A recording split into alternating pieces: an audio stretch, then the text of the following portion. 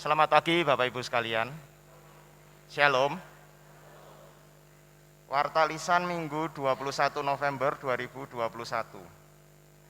Kebaktian hari ini dilayani oleh Penatua Obaja Nathanael, sedangkan bakal jemaat dilayani oleh Penatua Medarman Sebuah dan Penatua Lukas Sukiman.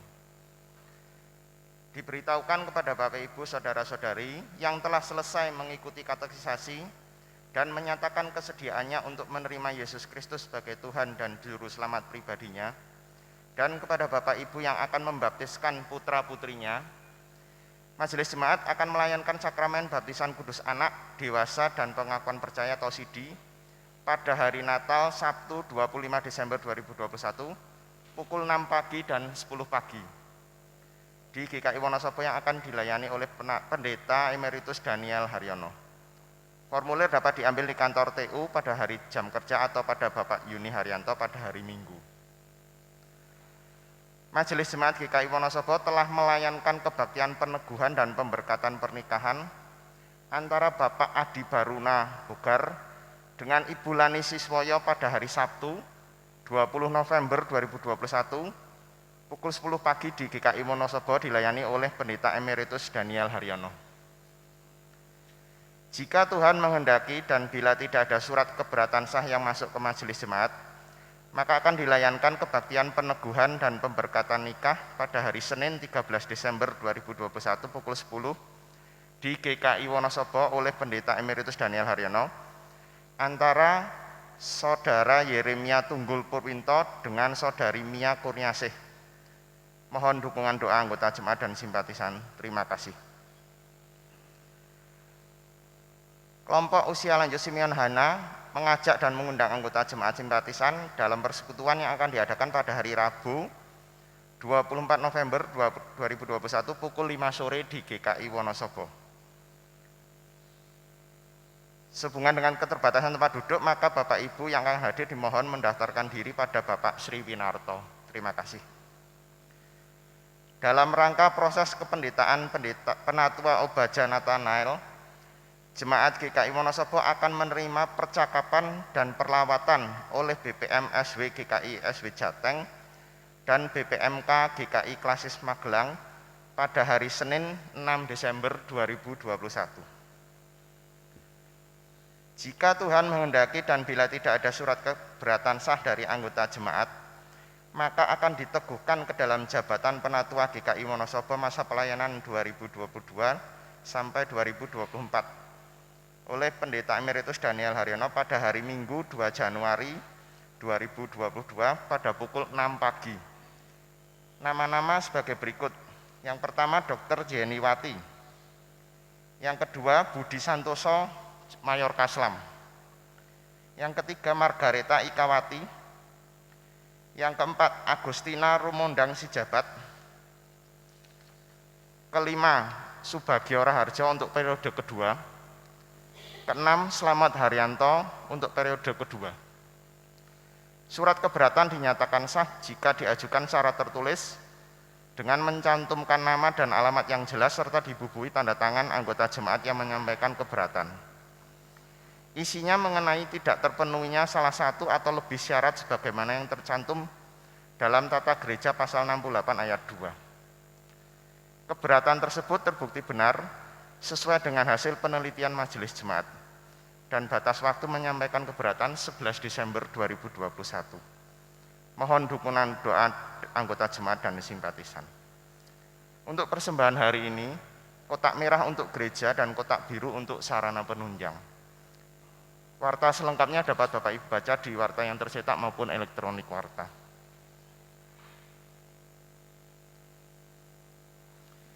Saudara-saudari yang dikasihi Tuhan, kami mengundang saudara-saudara untuk bangkit berdiri dan berhimpun menghadap Tuhan memasuki ibadah Minggu Kristus Raja dengan menyanyi dari KJ 10, 1 dan 2.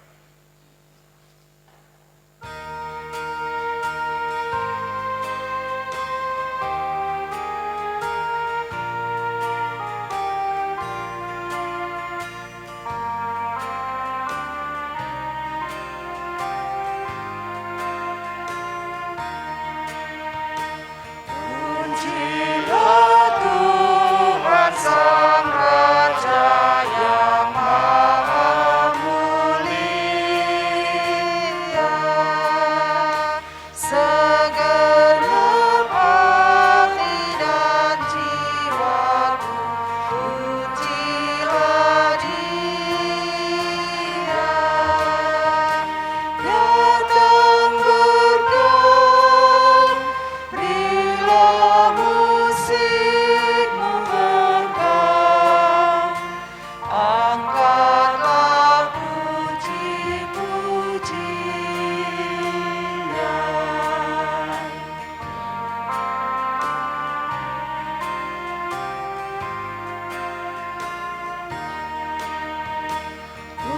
Pujilah Tuhan segala kuasa padanya, sayap kasih-Nya yang amat melindungi anaknya. Tiada terpilih yang kepadamu diri. Tidakkah itu kau rasa? Kebaktian ini berlangsung dalam nama Bapa, Anak, dan Roh Kudus.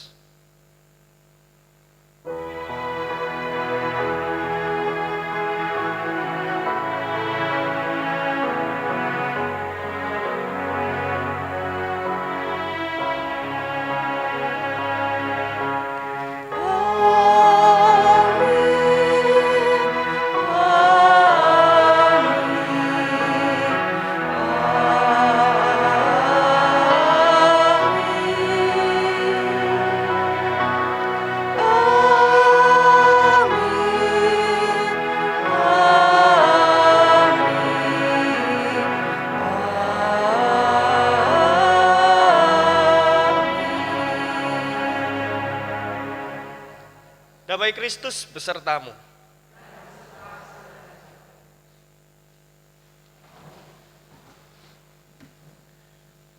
Bapak Ibu Saudara yang terkasih dalam Yesus Kristus, ibadah Minggu Kristus Raja ini bertema Yesus Raja yang sejati. Disebut Raja yang sejati karena ia memiliki otoritas ilahi seperti yang dinubuatkan oleh Daniel dalam Kitab Daniel pasal 7 ayat 13 sampai dengan ayat 14. Aku terus melihat dalam penglihatan malam itu, tampak datang dengan awan-awan dari langit, seorang seperti anak manusia. Datanglah ia kepada yang lanjut usianya itu, dan ia dibawa ke hadapannya. Lalu diberikan kepadanya kekuasaan dan kemuliaan dan kekuasaan sebagai raja. Maka orang-orang dari segala bangsa, suku bangsa dan bahasa mengabdi kepadanya. Kekuasaannya ialah kekuasaan yang kekal, yang tidak akan lenyap, dan kerajaannya ialah kerajaan yang tidak akan musnah. Bapak Ibu Saudara, mari kita datang kepada Tuhan untuk mengakui dosa-dosa kita. Mari kita berdoa. Ya Bapa yang kami kenal dan kami sembah di dalam Yesus Kristus, saat ini Tuhan kami datang kepadamu untuk mengakui setiap dosa-dosa kami di hadapan Engkau. Ampuni kami Tuhan apabila di dalam kehidupan kami sehari-hari kami masih belum sepenuhnya menyerahkan diri kami kepada Engkau. Ampuni kami Tuhan apabila rasa takut kami, rasa khawatir kami lebih menguasai kami, hingga kami lupa untuk datang kepadamu dan berserah kepadamu. Ampuni kami juga sebagai gereja ya Tuhan, apabila kami masih harus lebih berusaha lagi untuk menunjukkan kemuliaan-Mu, untuk menyatakan kasih-Mu. Dan tolonglah kami Tuhan agar kami dapat memperbaiki hidup kami, sehingga kami mengenal bahwa Engkau adalah Allah kami yang hidup, Sang Raja yang bertahta di atas segala raja dan di atas kehidupan kami. Terima kasih ya Tuhan. Di dalam nama Yesus Kristus kami memohon. Amin.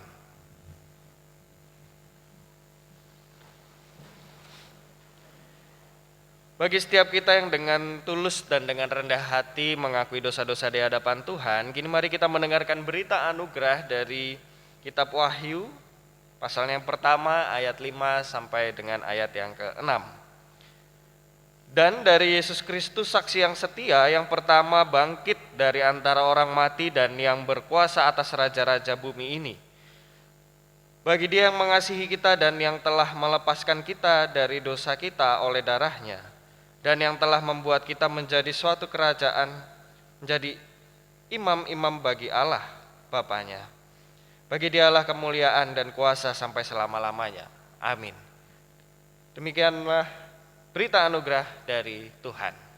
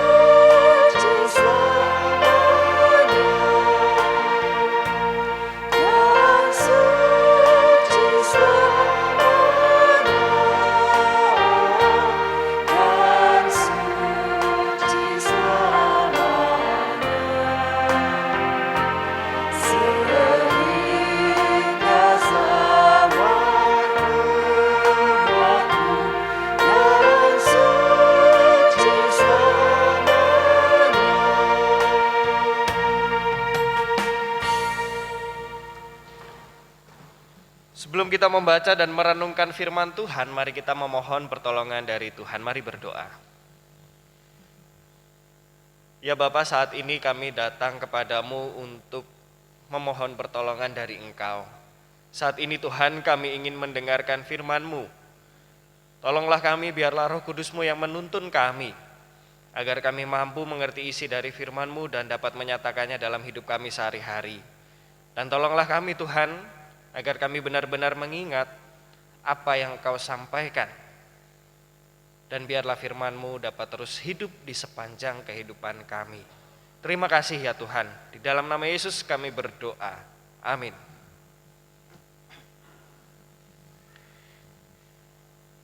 Injil Tuhan Yesus Kristus menurut Yohanes pasal 18 dimulai dari ayat 33.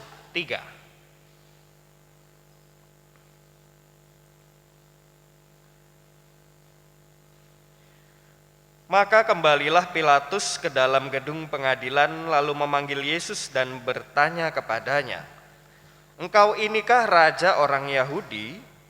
Jawab Yesus, "Apakah engkau katakan hal itu dari hatimu sendiri? Atau adakah orang lain yang mengatakannya kepadamu tentang aku?" Kata Pilatus, "Apakah aku seorang Yahudi?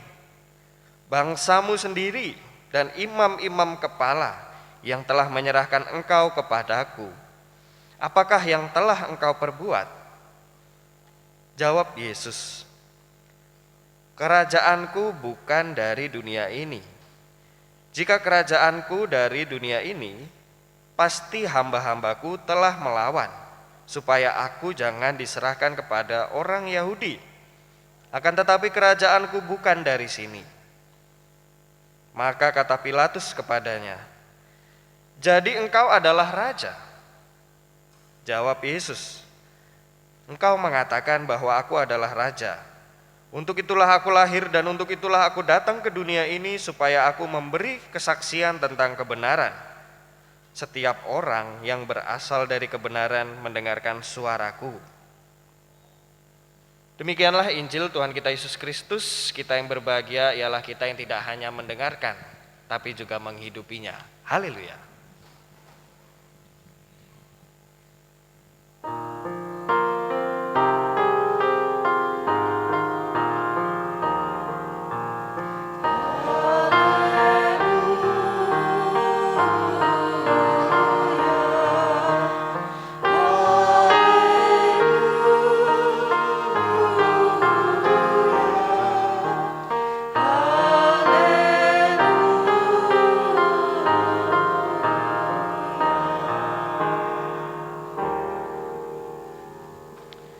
Selamat pagi Bapak Ibu.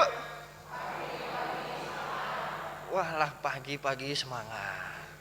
Kok gitu? Sekali lagi pagi-pagi semangatnya harus lebih semangat. Siap ya Bapak Ibu?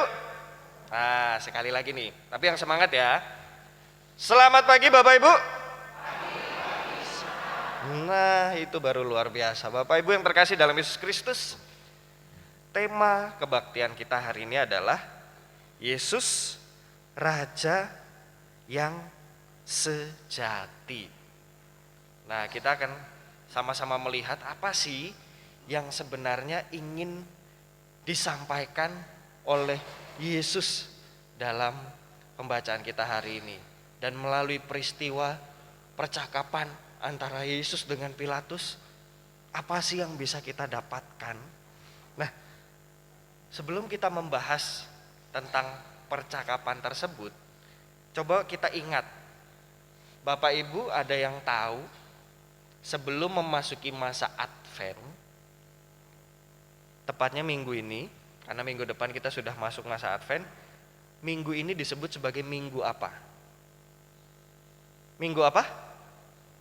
Minggu Kristus Raja.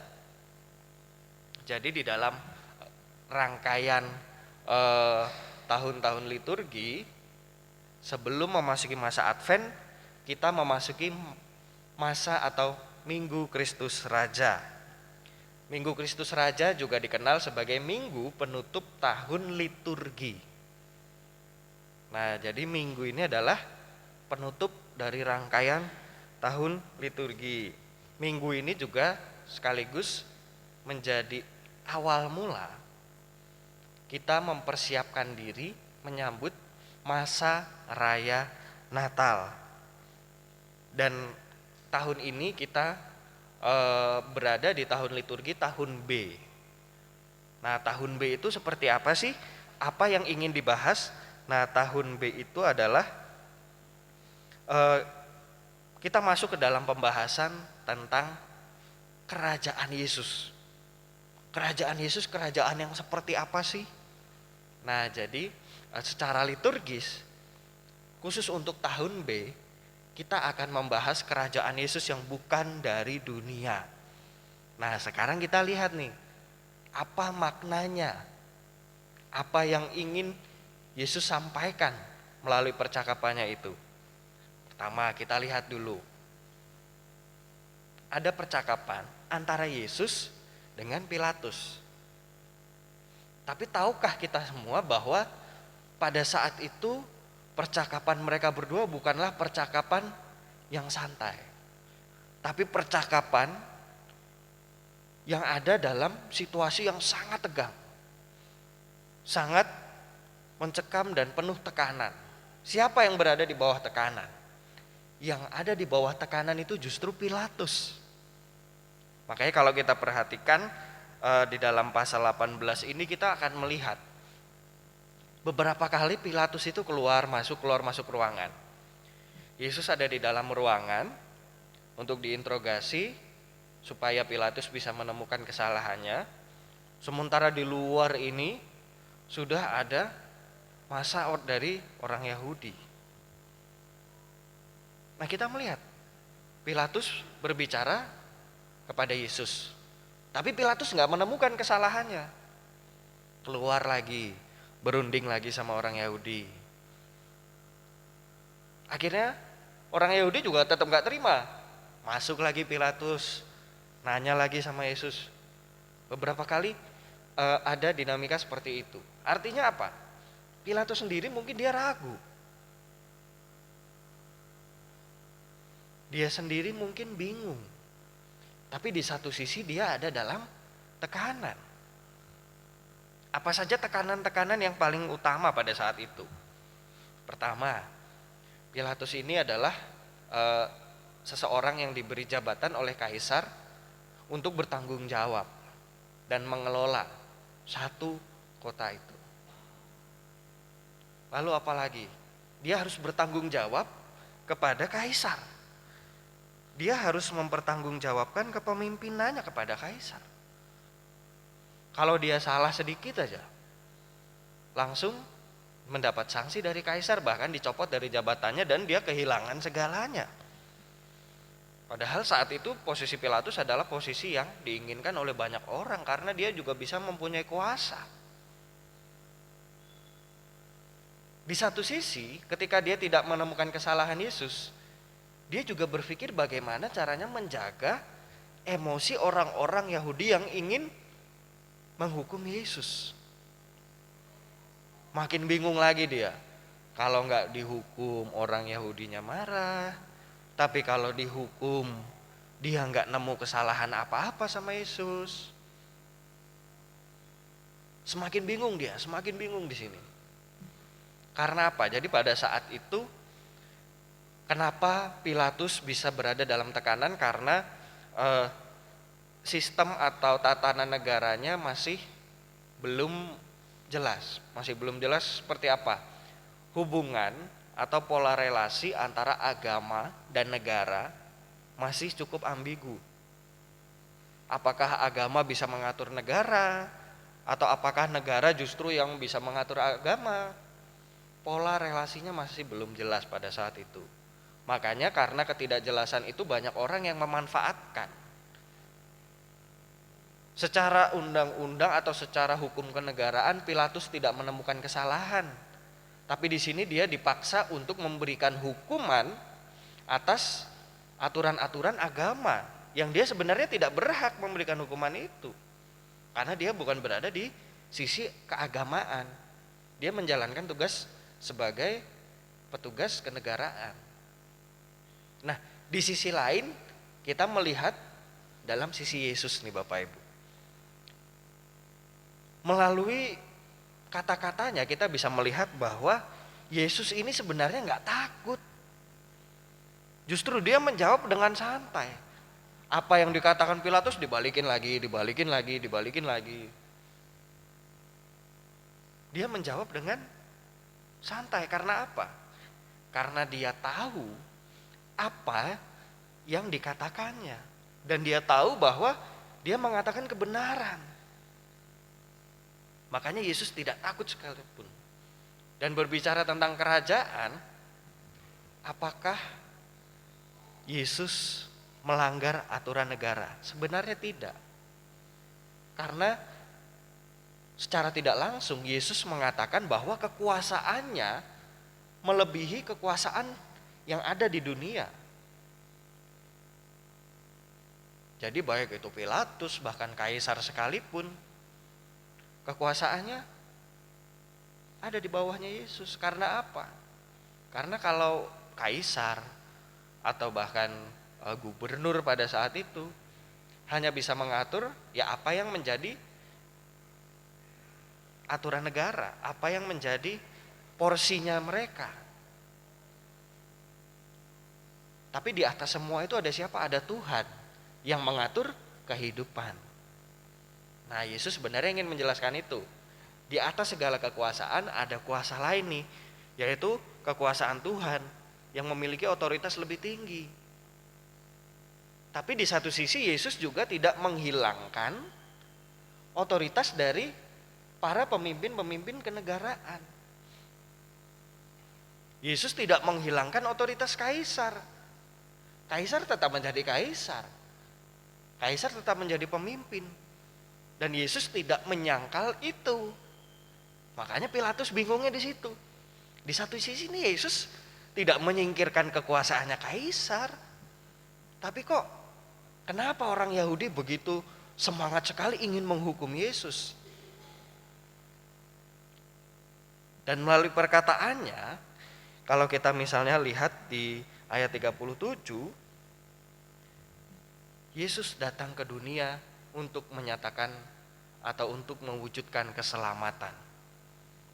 Nah, keselamatan ini bukan hanya keselamatan bebas dari hukuman, enggak. Tapi keselamatan yang membebaskan kita dari dosa dan maut.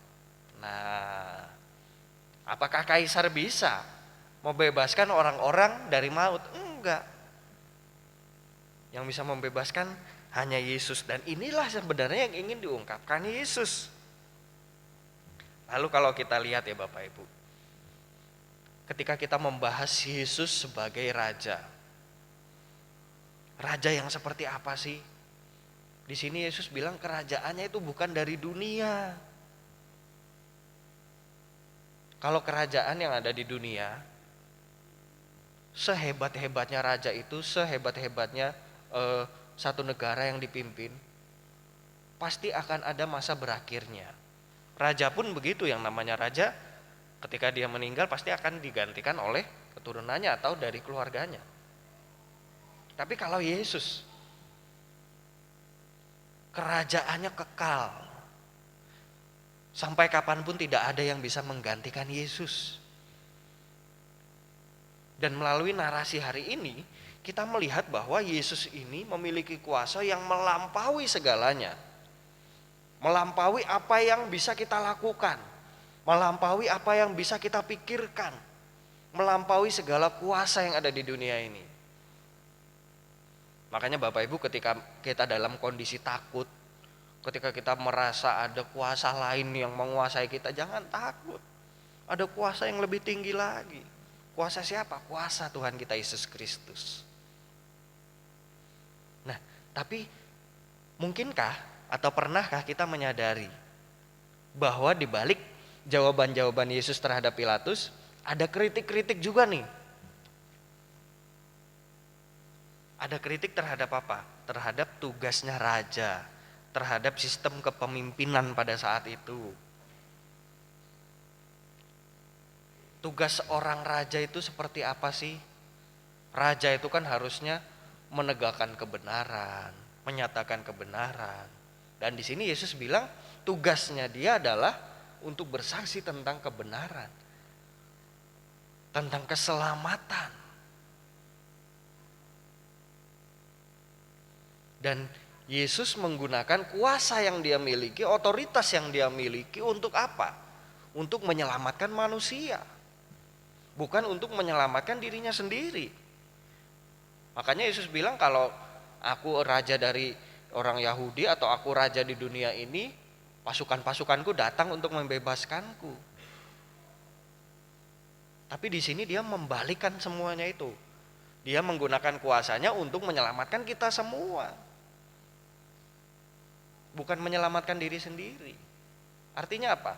Pada saat itu perkataan seperti itu adalah perkataan yang sangat melampaui pikiran dari orang-orang. Orang-orang tidak akan mengira bahwa oh ternyata Yesus mau menyelamatkan manusia. Nah, kalau sekarang nih kita bahas ke kehidupan saat ini. Bapak Ibu coba bayangkan, sekarang bayangkan, imajinasikan sosok seorang raja. Nah, sosok seorang raja di imajinasi Bapak Ibu tuh sosok yang seperti apa sih? Menurut Bapak Ibu, raja itu sosok yang seperti apa? Seperti apa? Pakai mahkota, terus apa lagi? Hah? Pakai jubah, terus apa lagi? Raja itu seperti apa? Gimana? punya pengawal, apalagi semuanya pakaiannya luar biasa, mewah sekali. Terus apalagi? Bayangan raja di pikiran Bapak Ibu seperti apa lagi? Seperti apa lagi? Bayangannya seperti apa? Raja. Hah? Duduk di singgasana. Apalagi Bapak Ibu? Kalau baca di buku-buku cerita zaman dulu tentang kerajaan, nonton di kartun-kartun, buat teman-teman yang sering nonton kartun nih, gimana? Irvi, menurut Irvi sosok raja gimana, Vi? Punya banyak harta. Nah, itu adalah sosok raja yang ideal. Yang ideal di mana? Di dalam pikiran kita. Karena kita selalu diberikan imajinasi yang membawa kita kepada gambaran-gambaran raja yang ideal itu seperti apa sih. Nah, di sini Yesus mengutarakan sebuah kritik terhadap raja. Kalau kita lihat ayat 36 sampai 37. Kritik terhadap apa? Peran raja atau sikap raja terhadap kekuasaan yang dia miliki. Yang pertama, apa yang Yesus kritik? Yesus mengkritik peran raja atau tindakan raja yang memanfaatkan kekuasaan untuk mengatur. Mengatur apa? Segala sesuatu diatur oleh dia. Bahkan hal-hal yang seharusnya tidak diatur ya diatur juga.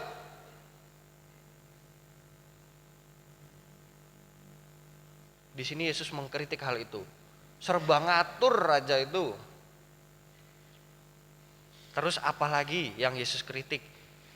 Di sini Yesus mengatakan aku datang untuk menjadi saksi kebenaran. Tapi raja yang ada pada saat itu justru memonopoli kebenaran. Makanya kalau kita perhatikan di ayat 38 Pilatus pun mengatakan apakah itu kebenaran? Artinya apa? Pilatus juga menunjukkan bahwa ada sikap dari dalam dirinya yang mengesampingkan kebenaran. Apa sih kebenaran? Apalagi zaman sekarang, ketika media sosial sudah semakin berkembang, ketika kita bisa tahu misalnya penanganan kasus-kasus tertentu yang ada di dunia saat ini, di berbagai belahan dunia, banyak orang yang bilang hukum itu kan bisa dibeli, hukum itu kan bisa diatur. Ketika kita mendengar banyak orang yang bilang, buat apa ada aturan? Aturan dibuat untuk dilanggar. Wah. Orang biasa saja berpikir seperti itu. Apalagi pada zaman ketika Yesus dihakimi. Kebenaran sudah tidak ada artinya lagi. Apa yang benar yang menurut raja. Kebenaran itu dimonopoli dan dimainkan oleh raja. Lalu apalagi yang Yesus kritisi? Yesus mengkritik sikap dari Pilatus juga. Mengkritik apa? Mengkritik sikap Pilatus yang ingin mengamankan jabatan. Untuk mengamankan jabatan Pilatus rela melakukan berbagai hal. Sama kayak sekarang juga sama. Ketika kita ingin mengamankan posisi kita, ketika kita ingin mengamankan jabatan kita, kadang orang-orang melakukan apapun lah yang dilakukan sama atasan, yang disuruh sama atasan, pokoknya lakukanlah. Hal-hal yang mustahil sekalipun, wis lakukanlah supaya jabatannya aman, supaya posisinya aman.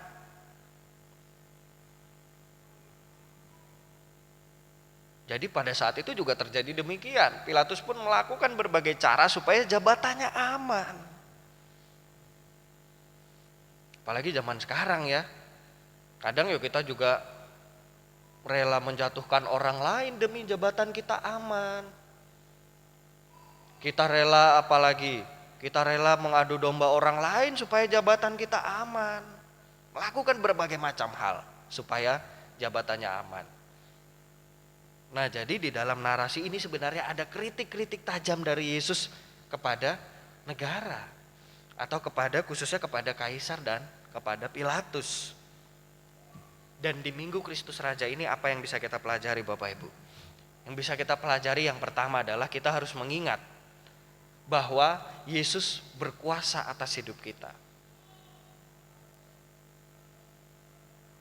Yang pertama, Yesus berkuasa atas hidup kita. Sehebat-hebatnya kita, sekuat-kuatnya kita, sepintar-pintarnya kita, kalau Yesus sudah bilang selesai.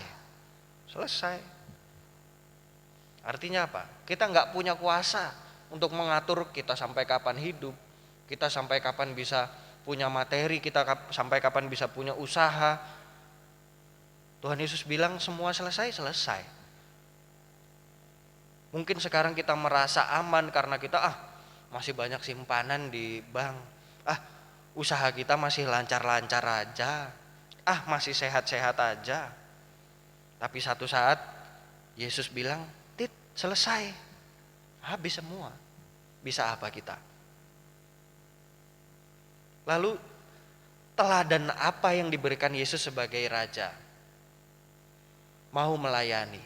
Ketika Yesus dihakimi, ketika Yesus disidang, bahkan ketika Yesus mendapat tekanan dari orang-orang yang berada di luar ruangan itu, Yesus tetap menyatakan bahwa dirinya memberikan diri sendiri untuk menyelamatkan, untuk tetap menyatakan kebenaran.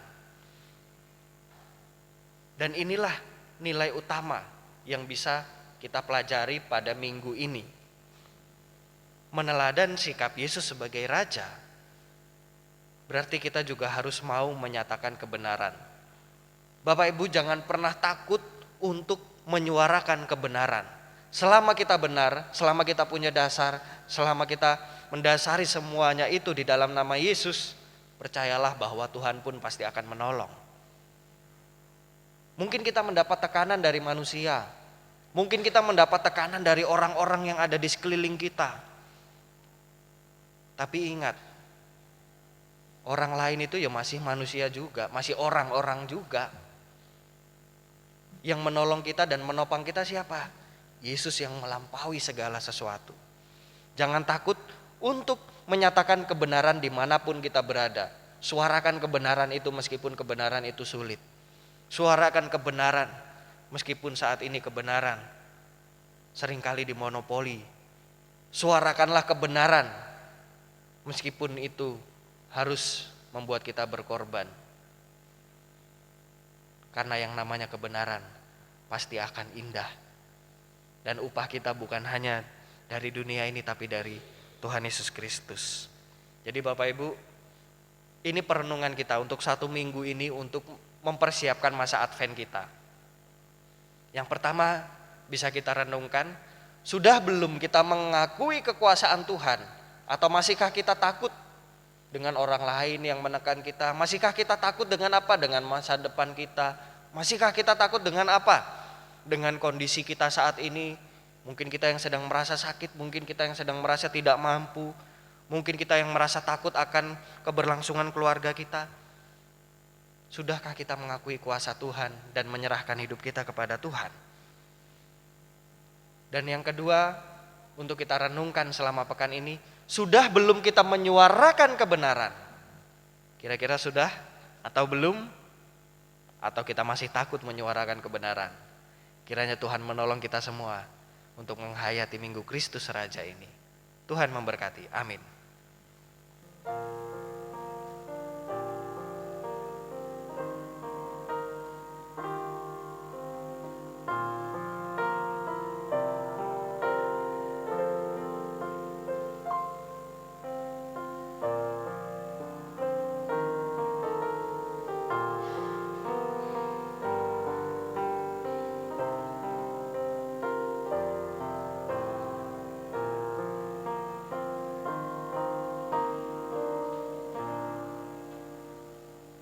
Bapak Ibu sekalian, marilah bersama kita dengan umat Allah masa lalu, masa kini, dan masa depan mengingat pengakuan iman kita menurut pengakuan iman rasuli. Hendaknya masing-masing berkata, "Aku percaya kepada Allah, Bapa yang Maha Kuasa, Khalik langit dan bumi, dan kepada Yesus Kristus, anaknya yang tunggal Tuhan kita, yang dikandung dari Roh Kudus, lahir dari anak darah Maria, yang menderita sengsara di bawah pemerintahan Pontius Pilatus, disalibkan, mati dan dikuburkan, turun ke dalam kerajaan maut.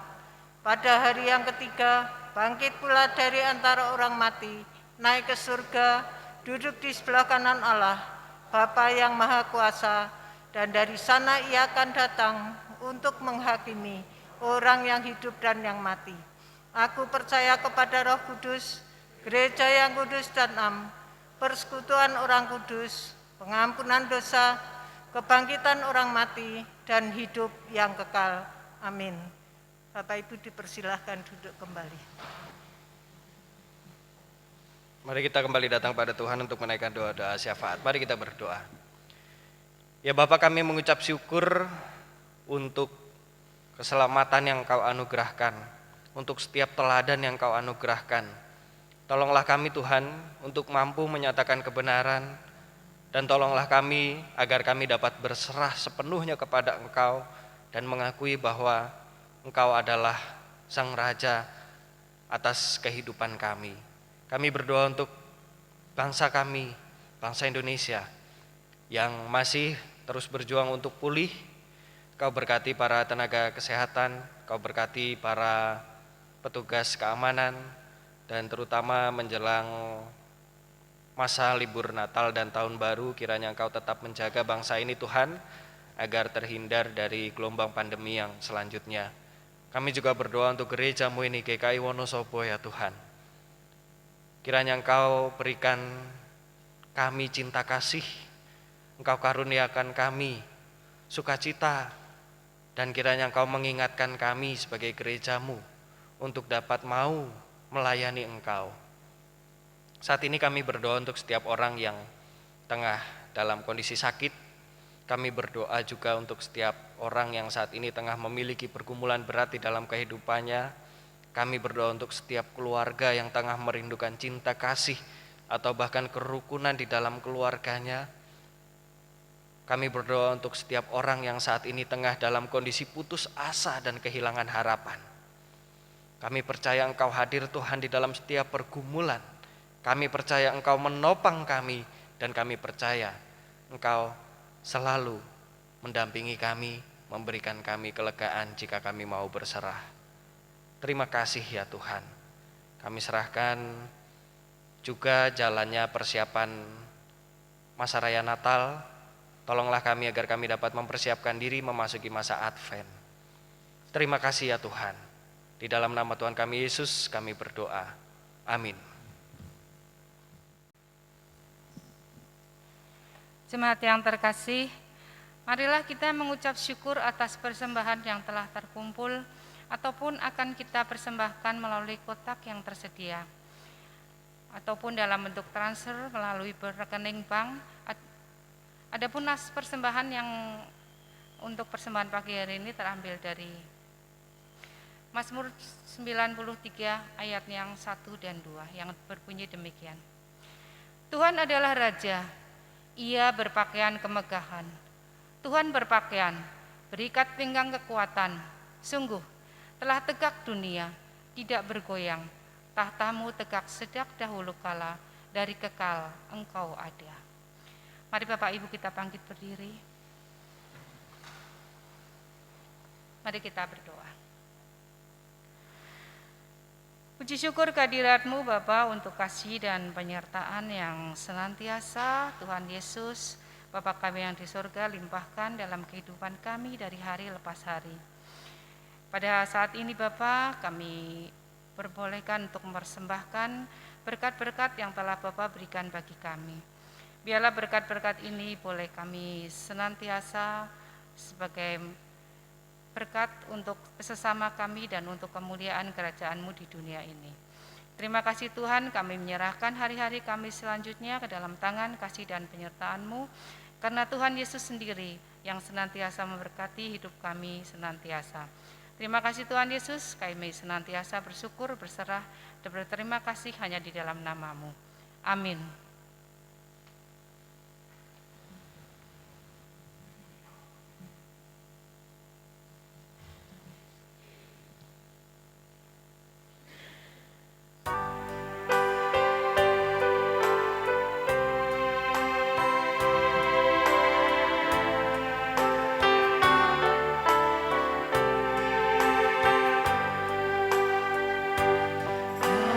Yesus termulia di atas segala nama. Agar di dalam nama-Nya semuanya menyembah.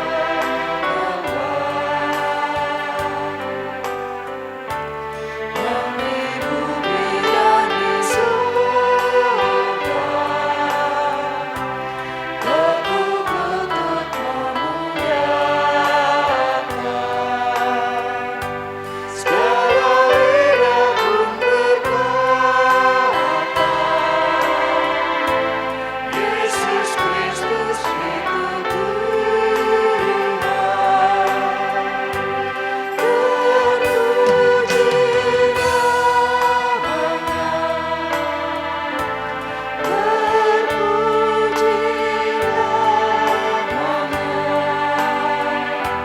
sembah dan pujian,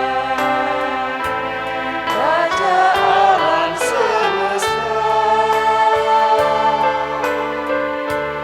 Yang di bumi dan di surga, teguk lutut memuliakan. Segala lidah pun berkata, Yesus Kristus itu Tuhan.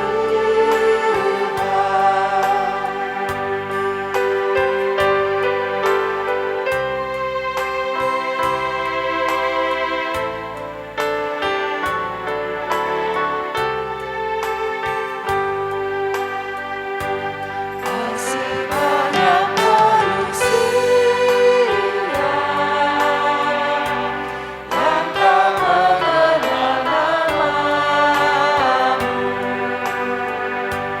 Suruh hamba yang setia berjalan dan berteduh. Tuhan pakailah diriku, menyebarkan keselamatan. Tanda dan perbuatanku mencerminkan firman Tuhan.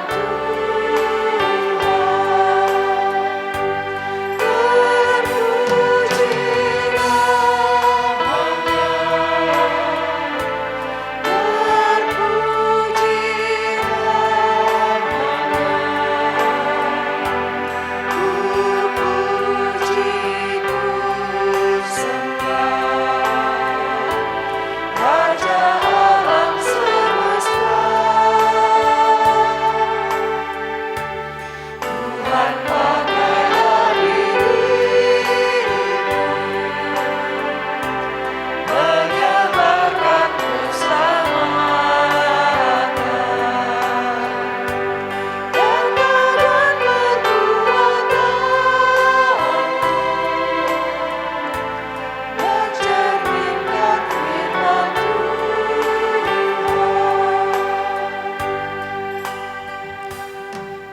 Bapak Ibu Saudara yang terkasih dalam Yesus Kristus, kebaktian kita hari ini di tempat ini sudah selesai. Tapi tugas dan ibadah kita yang sesungguhnya baru akan dimulai ketika kita keluar dari tempat ini. Jangan lupa mari menghayati kehidupan kita dan menghayati Minggu Kristus Raja ini dengan selalu menyatakan kebenaran dan berserah kepada Tuhan kita Yesus Kristus. Kini arahkanlah hatimu kepada Tuhan. Kami mengarahkan hati kepada Tuhan. Jadilah saksi Kristus. Syukur kepada Allah. Terpujilah Tuhan. kini dan selamanya. Kini mari kita menerima berkat dari Tuhan. Kiranya Allah Sang Sumber pengharapan memenuhi kita dengan segala sukacita dan damai sejahtera dalam iman kita, supaya oleh kekuatan Roh Kudus kita berlimpah-limpah dalam pengharapan. Amin.